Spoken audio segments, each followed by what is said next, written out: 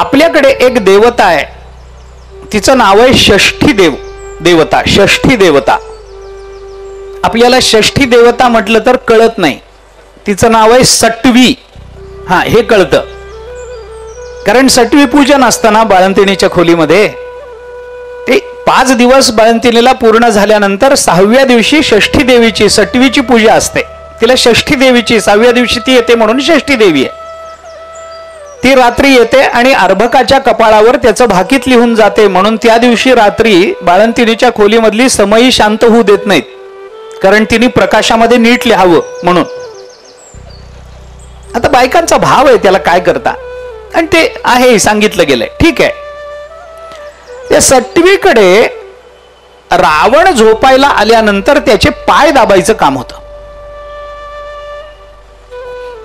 एके दिवशी झालं असं की रावणाला यायला थोडा वेळ लागला आणि त्या सटवीला असं वाटलं की याला यायला वेळ लागतोय आणि आज एका बालकाचे आपल्याला जाऊन विधिलिखित एका बालकाचं लिहायचंय, आपण रावण यायच्या आत जाऊ आणि पटकन येऊ.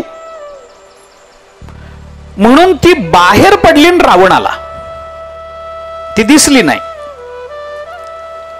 रावण पडला तेवढ्यात ती आली आणि आल्याबरोबर रावण चिडला.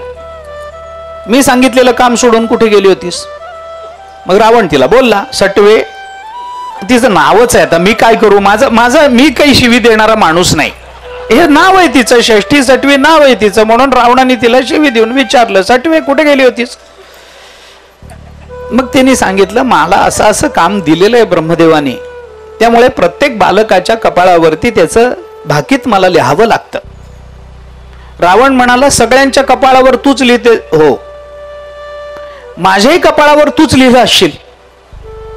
तिने सांगितलं, हो, तुमचा 6वा दिवस मला आठवतो.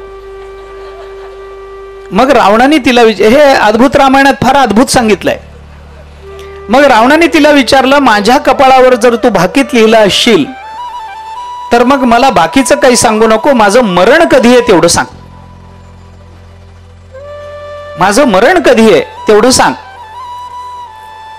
असं म्हणल्यानंतर ती म्हणाली की मला लिहायला सांगितलंय, मला सांगायला सांगितलेलं नाही. मला लिहिता येतं, लिहिलेलं वाचता येत नाही. स्वयमपि लिखितम स्वयं न वाचयति.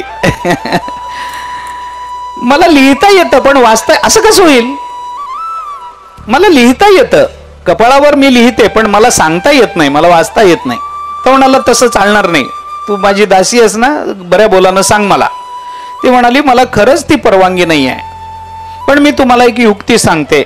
म्हणून तिने असं सांगितलं की तुम्ही हातावरती थोडंसं कुंकू घ्या, ते कुंकू दोन्ही हातांना व्यवस्थित चोळा, मग तुमच्या हातावर एक वाक्य निर्माण होईल, त्याच्यामध्ये तुम्हाला कळेल की तुमचं मरण कधी.